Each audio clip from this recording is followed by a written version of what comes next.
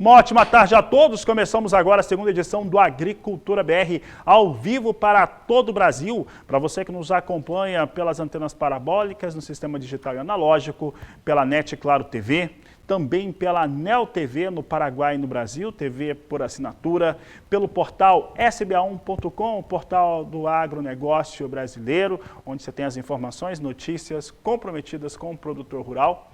Também pelo Facebook do Canal do Boi e todas as demais páginas que levam a Agricultura BR. E, claro, a TV Imaculada, que a partir deste momento está linkada no Agricultura BR, levando o nosso programa em sinal aberto a todo o estado do Mato Grosso do Sul. Sejam todos bem-vindos.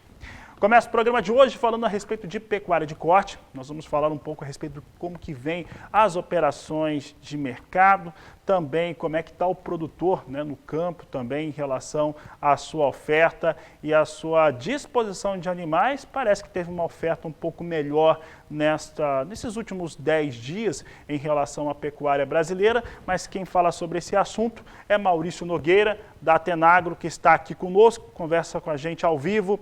Maurício, obrigado pela sua participação mais uma vez. E resgatando aqui o período da última frente fria que nós tivemos, Maurício, nós tivemos durante e depois daquela frente fria uma melhora na oferta para animais para abate. Como é que está essa situação hoje em relação à oferta e demanda de animais prontos no país? Boa tarde, seja bem-vindo. Boa tarde, obrigado pelo convite, sempre um prazer. Bom, quando a gente tem algum problema climático, alguma condição que afeta as pastagens, é normal que a gente tenha aí uma oferta maior, né, Fabiano? A gente precisa ver agora até que tempo isso aí se equilibra, se organiza, mas isso é consequência da necessidade de ajustar a propriedade, a lotação à propriedade, a condição dela, né? E precisamos ver também que condição que esses animais estão sendo abatidos. Isso aí nós vamos ter noção quando saírem os dados formais, né, os dados estatísticos, porque não adianta a gente só perguntar um ou outro, né? Você vai ter várias impressões na hora que saem os indicadores, as estatísticas que a gente tem noção. No geral, a condição ainda da produção pecuária brasileira é de uma oferta menor aí do que a demanda e uma condição um pouco apertada para os frigoríficos que não exportam, né? Nós temos aí uma condição bem difícil aí quando considera preço de carne e preço pago na matéria-prima no campo. Maurício, em relação ao como que o pecuarista tem trabalhado, a oferta de animais em 2021, ela deve ficar abaixo daquilo que nós tínhamos, por exemplo, no ano passado, em que a realidade é muito parecida por conta de Covid, por conta do que vem ocorrendo. As condições climáticas ano passado também não eram muito boas, nós também tínhamos preços acelerados com cereal, com milho, por exemplo. O cenário ficou pior, em resumo, principalmente em relação a custos de produção? Sim, nós temos um custo mais alto esse ano.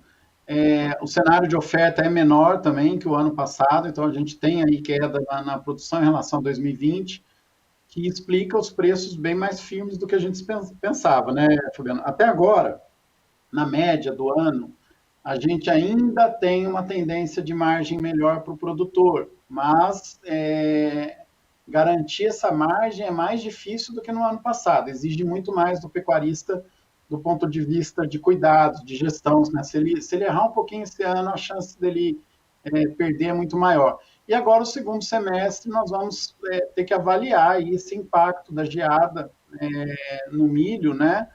E que, consequentemente, também carrega outros insumos, fontes de nutrientes, de alimentos, né, para cima. Então, provavelmente, toda a dieta aí mais sofisticada, seja o sal proteinado, o sal energético, o semi-confinamento e o confinamento vão ser afetados no segundo semestre. Então, a gente precisa avaliar o impacto disso, tanto nos resultados das fazendas, como na garantia da oferta, né? Se o produtor reduz o pacote tecnológico, tentando economizar com algum insumo, nós vamos afetar tanto o fluxo de terminação dos animais, como o peso médio da carcaça que vai ser ofertada ao frigorífico. Maurício, em relação, ainda falando do pecuarista que está no campo, estamos tendo poucos levantamentos que vão mostrando principalmente cenários de pastagem disponível hoje no Brasil. E nós sabemos que essa é uma das maneiras que se tem para reduzir, né, esse custo, elevar as margens de lucratividade dessa pecuária brasileira, ficar mais lucrativa. Hoje, como é que vocês têm tido números que mostrem, ou situações que mostrem como é que vem a oferta de pastagem nas áreas de produção do país? Sim, sim, nós temos um acompanhamento que a gente faz todo ano via Rally da Pecuária, né? O ano passado nós não conseguimos ir a campo, mas nós conseguimos ajustar, tabular outras informações que nos garantiram uma análise melhor. É importante notar, Fabiano, nós temos uma pastagem, não adianta a gente só pensar na pastagem, nós temos que pensar também no rebanho que está em cima dela. Uma das explicações para os preços nos patamares que começaram lá no final de 2019 a subir, é também a mudança da estrutura do rebanho. Então, se a gente conseguisse pesar todo o rebanho brasileiro, hoje, o peso médio do animal, do rebanho brasileiro, é menor do que era em 2018, 2019 e anos anteriores. Então, a pressão de pastejo ela é menor também. Nós temos um aporte maior de estratégias de nutrição, principalmente estimulada com a melhoria, aí, com a recuperação dos preços, e por incrível que pareça, a própria relação de troca do comprador apertada força um pacote tecnológico maior. Então, às vezes, a gente fica muito focado em analisar o número de confinamento, mas você tem outras estratégias de nutrição que estão se desenvolvendo, basta ver também os números, os indicadores aí de venda de alimentos, né? Então, o que aconteceu com os pastos? Provavelmente nós tivemos mais massa de pastagens, tanto ano passado como esse ano. E grande parte dos incêndios que tiveram ano passado ocorreram em pastagens. Então, o pessoal acaba indo para a imprensa de grande público aí, urbana, falando que é gente pondo fogo, que aumentou, não sei o quê. Não, está mais fácil pegar fogo porque nós temos mais combustível. O que é combustível? É massa de pasto sobrando, né? Isso não é necessariamente positivo, mas essa é a condição de pastagem hoje. Nós temos uma pastagem muito seca, mas no grosso do Brasil, provavelmente uma sobra de massa e consequência do rebanho. Claro, a gente anda aí nas regiões tradicionais de pecuária de cria, vê aquele pasto rapadão e fala, esse cara está falando uma loucura enorme, né? Lembra que as regiões que a gente anda de pecuária tradicionais, onde tem mais movimento, ela já está consolidada, ela já é operada com uma determinada organização de rebanho, e você tem a característica típica dela, pastagem rapada, as coisas que a gente vê. Quando a gente analisa o todo do Brasil, todo o interior, a gente consegue avaliar aí que essa condição ela é real, favorece fogo, né? É um cuidado aí que os pecuaristas têm que ter aí nas próximas semanas. Maurício, eu vou perguntar para você sobre comercialização. Antes, eu só vou destacar aqui a participação de telespectador. O Fernando Nazário, de Alta Floresta, no estado do Mato Grosso, ele comentando aqui a sua fala agora ao vivo, ele está dizendo o seguinte, que os animais estão mais pesados também por conta do investimento que se tem em genética também desses animais. Isso também explica um pouco essa questão que você falou de ter um rebanho menor e o peso ele é um rebanho mais pesado, Maurício. Seria esse o pensamento? Não, eu entendi o que o Fernando está dizendo, né? Com a genética, nós temos uma terminação de um animal mais pesado, isso é verdade. O peso médio do animal terminado está mais pesado, Fabiano. Agora, quando eu falo a composição do rebanho mais leve por cabeça, não é porque o animal perdeu peso, porque o animal está mais leve, hein? É porque nós temos uma estrutura de rebanho mais otimizada. Não tem mais aquela sobra daqueles animais erados, velhos, improdutivos, né? Então, cuidado com a informação. Eu sei que ficou bem confuso, até agradeço ao Fernando pelo comentário, né? Mas quando eu comparo a mesma, né, um bezerro desmamado hoje pesa mais do que um bezerro desmamado lá atrás. Né? Um boi gordo hoje pesa mais que um boi gordo lá atrás, e assim por diante. Agora, quando eu faço a estratificação, a composição do rebanho, o peso médio do rebanho é menor porque ele está mais otimizado. Então, é só a gente ter cuidado aí com essa informação, mas em média o rebanho é mais leve, né? Embora cada categoria, quando comparado uma com a outra, é mais pesada. Só que, resumindo, eu tenho uma proporção maior de animais jovens hoje no rebanho do que eu tinha em anos anteriores. Por isso que essa constatação que o peso é menor, né? Tá certo, Maurício. Fernando Nazário aqui mandou um abraço para você, um grande abraço. Fernando Nazário sempre acompanhando aqui o programa. Agora, para encerrar a nossa entrevista, Maurício, eu quero saber de você a respeito das suas expectativas sobre comercialização de animais. Hoje nós temos uma oferta que melhorou por conta do clima, foi o primeiro assunto que nós tratamos aqui no Agricultura BR, mas de maneira geral nós temos uma oferta reduzida de animais prontos no país, há um mercado externo que é bastante comprador, o mercado interno ainda tem algumas lacunas para serem respondidas. O que você espera dessa comercialização agora, principalmente no curto e médio prazo no país? Olha, é difícil a gente falar, né, de traçar uma meta de preço, porque nós passamos aí quase todas as barreiras conhecidas, tanto é que a gente está tendo que reavaliar aí tamanho de rebanho e outras informações que nos permite tentar projetar oferta e demanda. Qual é o cenário básico, né, de curto, médio e até, vamos pensar aí nos próximos 5, 6 anos? É um cenário favorável para a pecuária, né? Quando eu digo favorável, nós estamos falando só do preço de proteína, até a preocupação nossa nesse momento é a pressão inflacionária que vai ter na população brasileira e global como um todo, né? O mundo todo está sofrendo algo parecido. Não acredito que o grande fator no Brasil seja a pandemia. Eu acredito até que a pandemia tenha mudado, né, o hábito do consumidor. Então, a gente teve aí registro de vendas de assadeiras crescendo, o consumidor indo atrás de outros cortes. Isso sempre é bom para a pecuária brasileira, que a gente sempre teve um hábito muito ruim, né? Ruim não, né? Um hábito muito pouco eficiente de consumo de carne no Brasil. O brasileiro prefere muito mais os cortes do traseiro, acaba comparando picanha com carne de frango, por exemplo, né? Ou contra filé. Não, a gente tem que comparar corretamente a diferença de preços. Em resumo, né, o que a gente deve viver nos próximos meses? Preços favoráveis, embora possam oscilar sim um pouco para baixo, um pouco para cima, aí, dependendo do momento que a gente vai viver. Mas lembra que nós, tanto em 2020 como em 2021, nós superamos a expectativa que a gente tinha de preço para o período seguinte. Então, quanto mais a gente subiu, mais difícil fica projetar outras altas, né? Mas o que a gente acredita aqui, Fabiano? Segundo semestre favorável, nos mesmos patamares aí que a gente está trabalhando, e o ano de 2022 também nesse mesmo nível. Provavelmente a gente tem um repeteco aí de 2021, né, em termos de preço de boi, preço de custo de produção.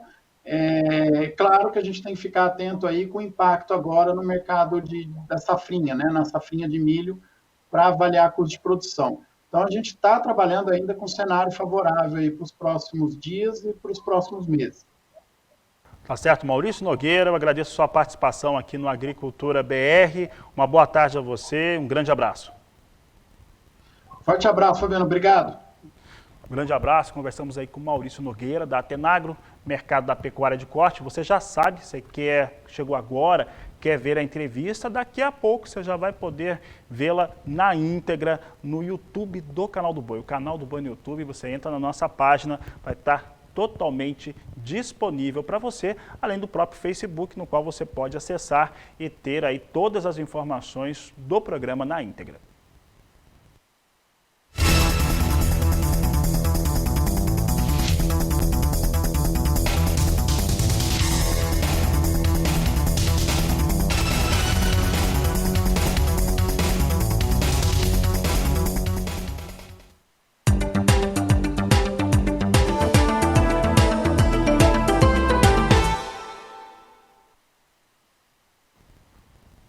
Por aqui o Agricultura BR fala agora a respeito do mercado da soja, começando pela referência da soja nos portos brasileiros. Olha só que nós temos ainda para entrega em julho a referência para o Porto de Santos em R$ 169,00 a saca, Paranaguá R$ 170,00 por saca de 60 quilos, é o que nós destacamos agora no Agricultura BR. Você vai conferir comigo agora como é que estão as cotações de mercado para soja no mercado físico nacional.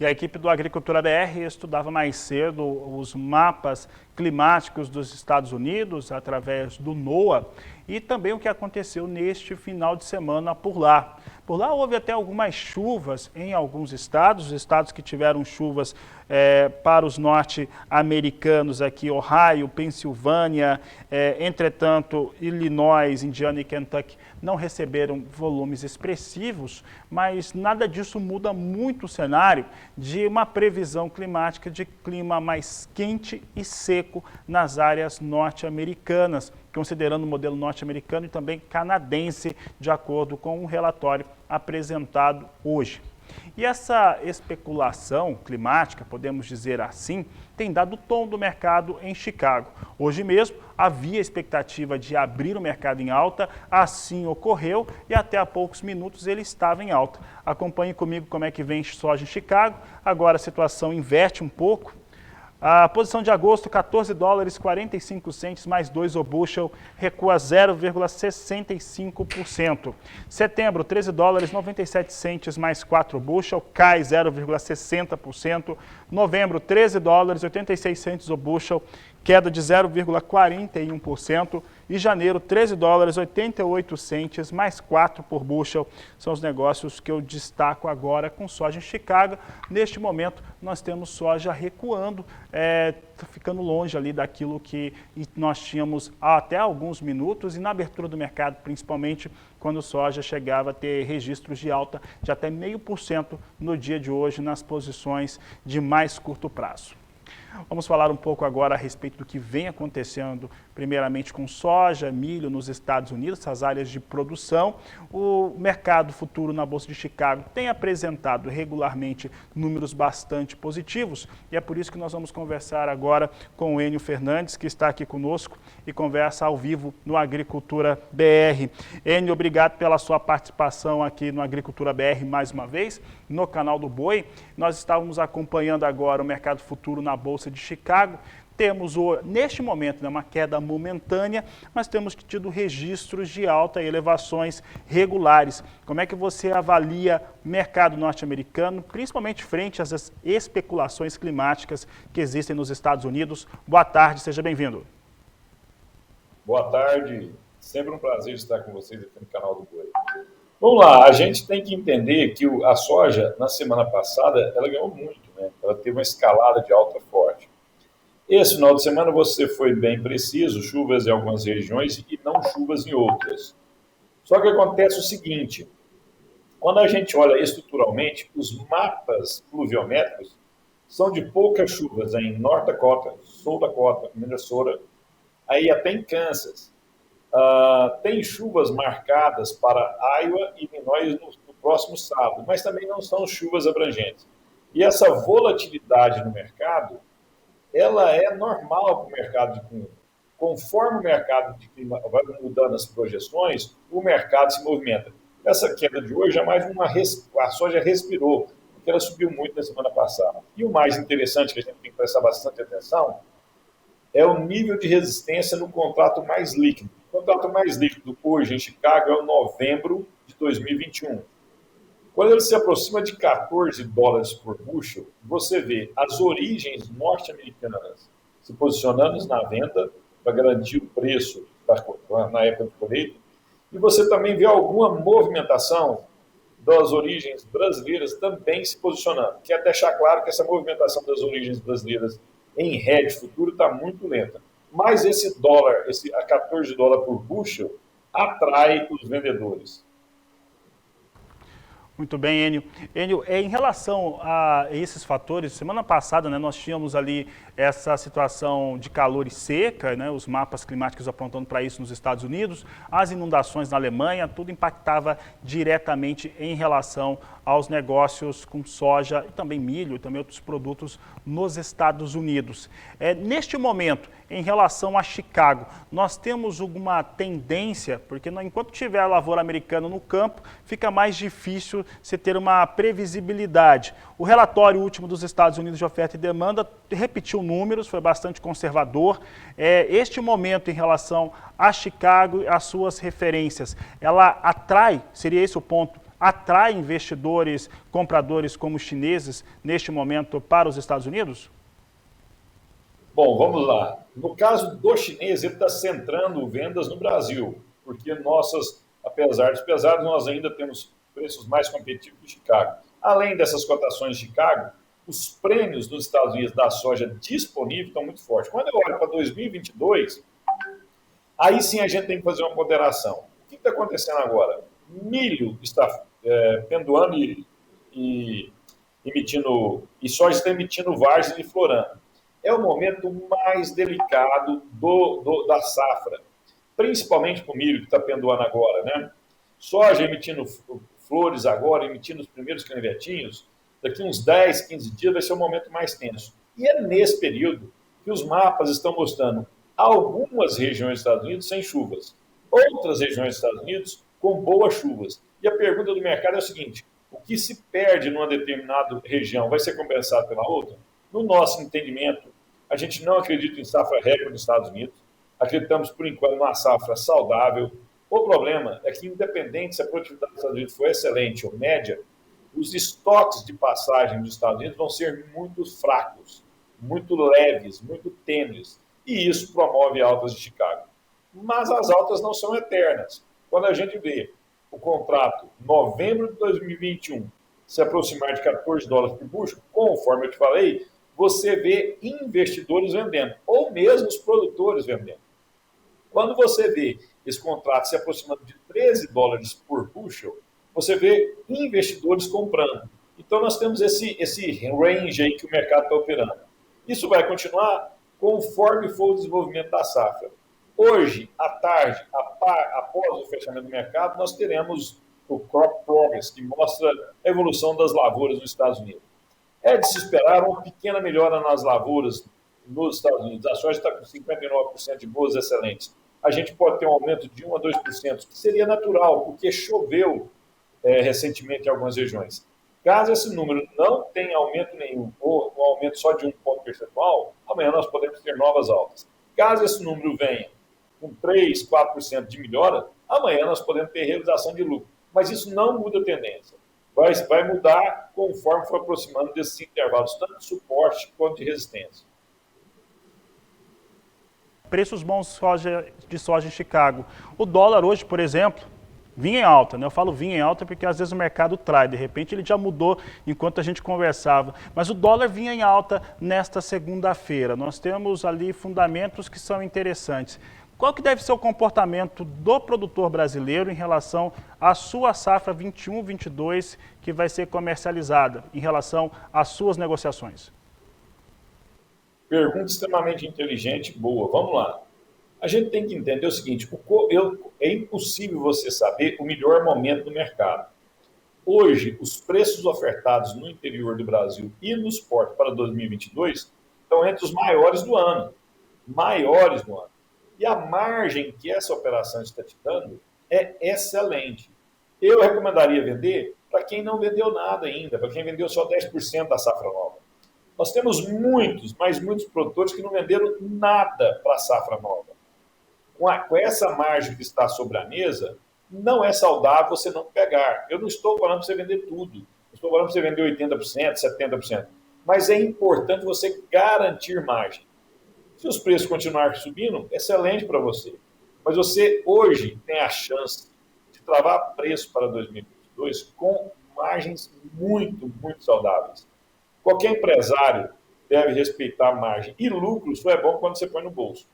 Quando a gente olha no longo prazo, o agronegócio, a agricultura, não é um negócio, não é uma corrida de 100 metros. Ela é uma maratona. Interessa eu vender no preço mais caro de 2022 e sair do jogo em 2023. Eu não conheço empresário que sai da atividade vendendo todo ano com lucro. E agora nós estamos com um excelente momento de lucro. O que ele deve ponderar é o quanto ele já vendeu, como é que ele está posicionado. Se ele já vendeu demais, não venda mais nada. Agora, quem não vendeu nada, nós temos a oportunidade ímpar sobre a mesa no que fala a soja. Tá certo, Enio. Enio, eu vou agora sair de soja para milho e trazer para o cenário brasileiro, principalmente, em relação ao que nós temos hoje no mercado.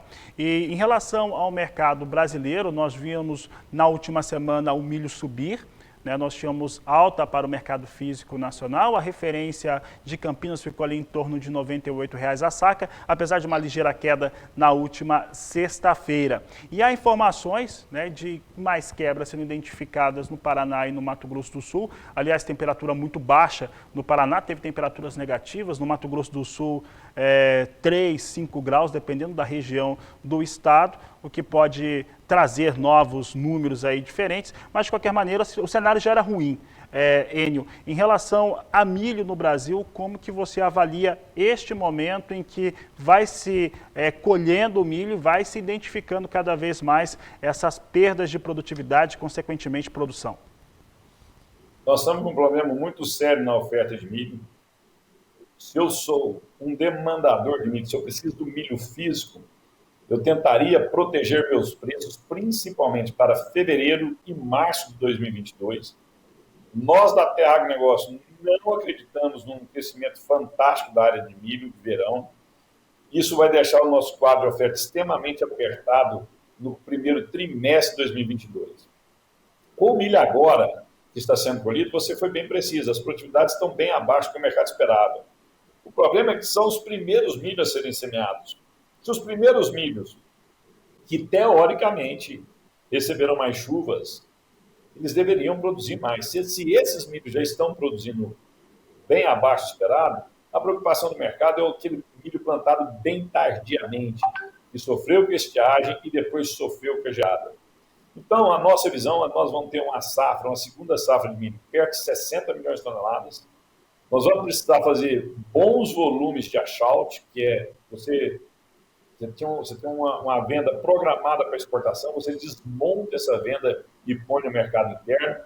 Hoje o milho no Paraná acima de 90, 95 reais e no Porto está 75.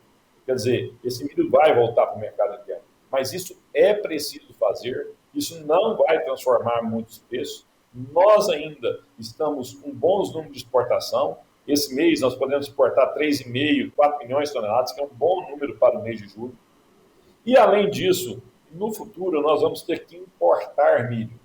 Essas importações, a gente tem que ter muito cuidado com isso, quem é o demandador do milho, porque se ele demorar muito com essas importações, ele pode ter problema. Você não importa hoje para chegar amanhã, você tem que ter um planejamento. Quanto mais tardar essas importações de milho, mais sustentáveis vão ser os preços, porque os produtores estão distantes da ponta vendedora devido à insegurança da produtividade que eles têm nas suas áreas. E é sobre importação que eu falo agora. A nossa produção, trabalhávamos hoje pela manhã e na sexta-feira também, e nós identificamos duas questões. Na sexta-feira, ainda na quinta, na sexta-feira, nós identificávamos a contratação de 20 carregamentos de milho que viriam da Argentina por parte de indústrias brasileiras. Um outro fator ainda que ainda não conseguimos checar é em relação a um procedimento de milho que estava contratado para ser comprado do Brasil, ter esse contrato aí rompido pelas traders para internalizar, para ficar no país mesmo. Essas situações têm ocorrido no mercado, Enio? Tem ocorrido. deixar claro aqui, não é que a trading ela cancelou o contrato, não. Como é que a trading faz? Ela compra o milho do produtor, bota os custos que ele tem, e o risco é que o preço cair. Ela vai em Chicago e vende esse milho. Então, quando o mercado inverte, como ela está vendida em Chicago, ela vai lá e compra a posição dela, aqui ela fere lucro ou prejuízo. Pega aquele milho que está direcionado para exportação e vende no mercado interno. Isso é uma operação normal de mercado, o nome se chama washout. Nós acreditamos em washouts mais de 5, 6 milhões de toneladas. Quanto à importação de milho, sim, nós estamos escutando relatos, mas os volumes ainda são muito pequenos, 300, 4 mil toneladas. Ou, desculpa, 300, 400 mil toneladas. Nós precisamos de volumes maiores para acalmar o mercado. E isso vai acontecer conforme for o desenvolvimento da colheita da segunda safra. Quanto menor for a produtividade, consequentemente a produção de milho de segunda safra, maior será o volume importado pelo Brasil. E aí a gente tem um problema. O Rio Paraná está com níveis muito baixos, é o menor nível desde 1944. Isso aumenta os custos de navegação, né? Consequentemente, os custos de importação. E quando as empresas brasileiras começarem a comprar milho em Chicago, nós vamos ver Chicago subindo, porque o segundo maior exportador de milho está comprando milho nos Estados Unidos. Então, a situação para quem precisa do milho físico é delicada. Você tem maneiras de proteger isso, ou em Chicago, ou principalmente na B3. Se eu fosse um demandador de milho, eu tomaria cuidado com essas posições e me protegeria principalmente para fevereiro e março. Enio Fernandes, obrigado pela sua participação, mais uma vez esclarecedora aqui no Canal do Boi. Uma boa tarde a você. Boa tarde, é sempre um prazer estar com vocês, que Deus nos ilumine a todos nós. Tá, ilumine sim. Obrigado ao Enio Fernandes, participou conosco, o Enio da Terra Agronegócios. Falamos sobre soja, falamos sobre cenário internacional, milho, principalmente cenário brasileiro. Confira agora cotações de mercado.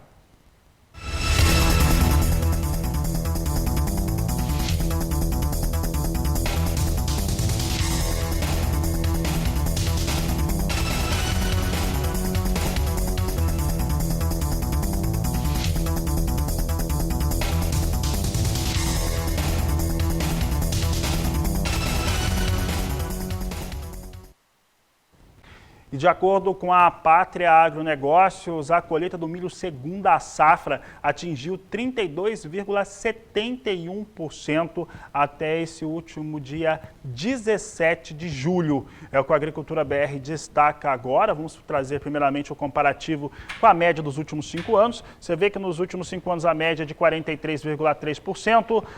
No ano passado, na mesma data, 43,6% vinha a colheita e agora 32,7%, portanto, há atraso em relação aos números que vão sendo apresentados na colheita brasileira e aquilo que nós destacamos, né, agora há pouco com o Enio Fernandes. Esse milho que foi colhido é o milho que plantou mais cedo. Então, e está perdendo produtividade. Vamos chegar ainda nos milhos ou áreas de milho que tiveram o seu cultivo durante o período mais complicado e a produtividade deve ficar ficado menor. Essa é a expectativa. Agora vamos falar de estado por estado, começando pelo estado do Mato Grosso. Como é que está a colheita no Mato Grosso? Maior produtor do país de grãos e também de carnes. Nós temos aqui colheita no Mato Grosso com 53,10%, um atraso de 22,5 pontos percentuais. Já no Mato Grosso do Sul, pode girar o mapa, ainda na região centro-oeste do Brasil, Mato Grosso do Sul vem com a colheita em 8,40%. O atraso frente ao que ocorria ano passado é de 3,6 pontos percentuais. Rodando para o estado de Goiás agora, também no centro-oeste brasileiro, nós temos aqui Goiás com 19,5% da sua área colhida, 10 pontos percentuais de atraso. Agora a gente muda de região. Vamos para o Sudeste, região Sudeste, e destacamos aqui Minas Gerais. Minas Gerais é um dos estados que destoam, né? Que ele está com antecipação frente ao ano passado. 38,5% da safra colhida, com 30 pontos percentuais dele com adiantado frente ao 17 de julho do último ano.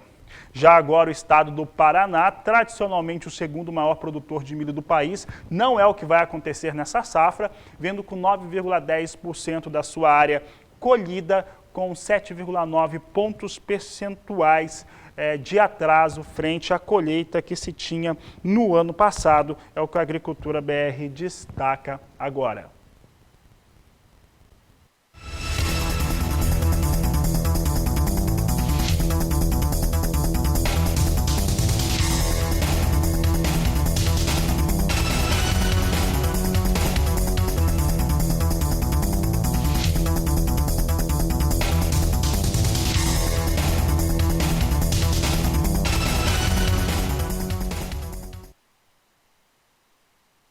A Agricultura BR vai para o intervalo comercial agora. Na sequência, nós vamos falar sobre dólar, sobre o mercado financeiro e também o clima pelo Brasil.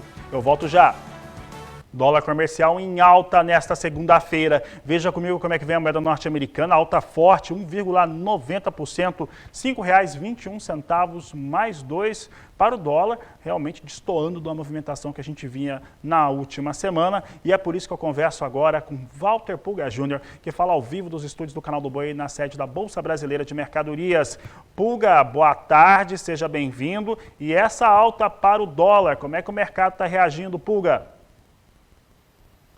Boa tarde a você, boa tarde a todos. Olha, Fabiano, há hoje em todo o mercado internacional uma aversão ao risco, né, dos investidores em relação aos papéis. E tudo isso ocorre porque já há um avanço na Ásia e na Europa de casos de Covid-19 com aquela variante Delta. Isso, para alguns analistas de mercado, para alguns consultores, já indica que o crescimento da economia, a retomada da economia mundial, estaria já encontrando um limite. Por isso, todas as bolsas na Europa, nos Estados Unidos, inclusive a nossa bolsa, vem em baixa hoje. E o dólar ganha valor. Por quê? Porque há uma procura de quem trabalha no mercado pelo dólar fora daqui. E não só aqui também. Então veja, o dólar tende ao movimento de alta e essa alta já se aproximou de 2%. Agora 5,21 mais 20, chegou a 5,21 mais 70, por pouco não tocou R$ 5,22 e faltou pouco para ter uma alta agora há pouco de 2%.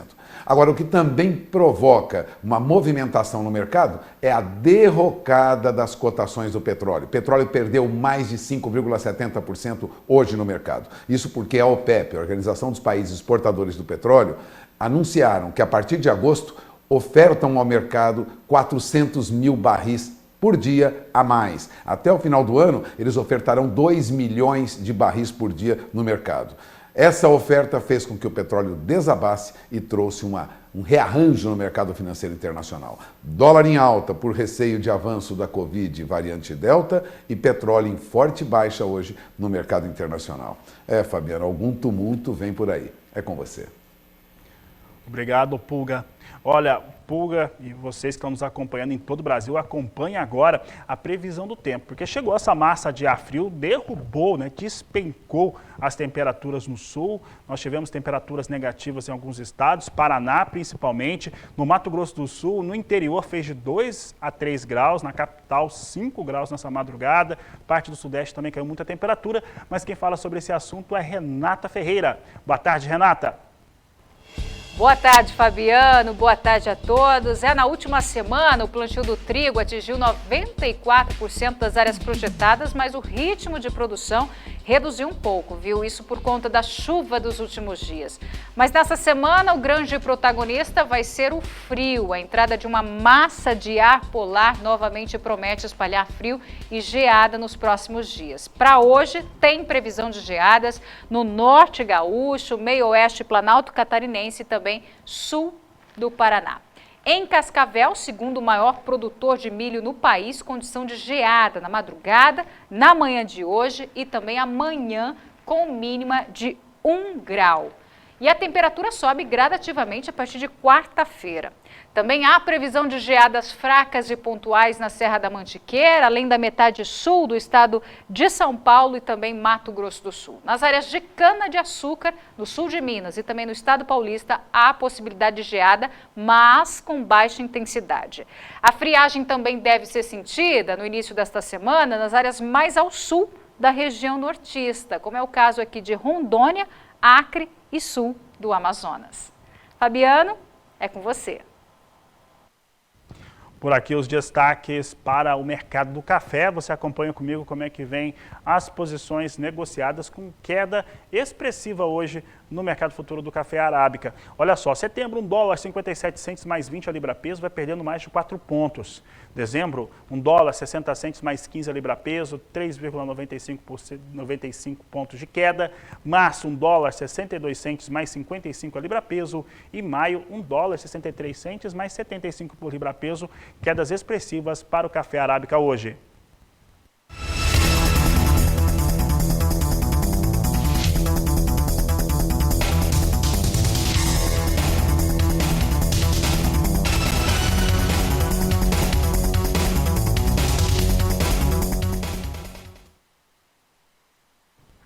Por aqui, café robusta, negociado na Bolsa de Londres. Nós temos aqui queda para o robusta também. Posição de setembro, $1.732 a tonelada, recua quase 2%. Novembro, $1.733 a tonelada, queda de 1,31%. Janeiro, 0,92% a $1.720 a tonelada. E março, $1.708 a tonelada, com queda de 0,58%.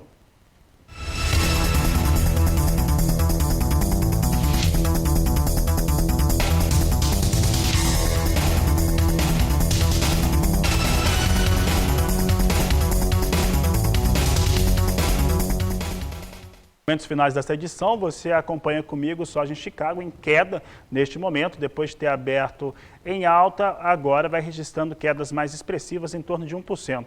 Agosto, $14,37 mais 4 bushel. Setembro, $13,90 por bushel, recua 1,14%. Novembro, $13,78 mais 4. E janeiro, $13,80 mais 6, perdendo aí as duas posições de novembro e janeiro, 0,95% e 0,97%, respectivamente, já precificando, de certo modo, a expectativa de uma melhoria para as áreas de soja nos Estados Unidos, hoje, ao final do dia, no relatório de acompanhamento de lavouras. Já o dólar segue a sua alta forte, R$ 5,21, alta de 1,86% para a moeda norte-americana.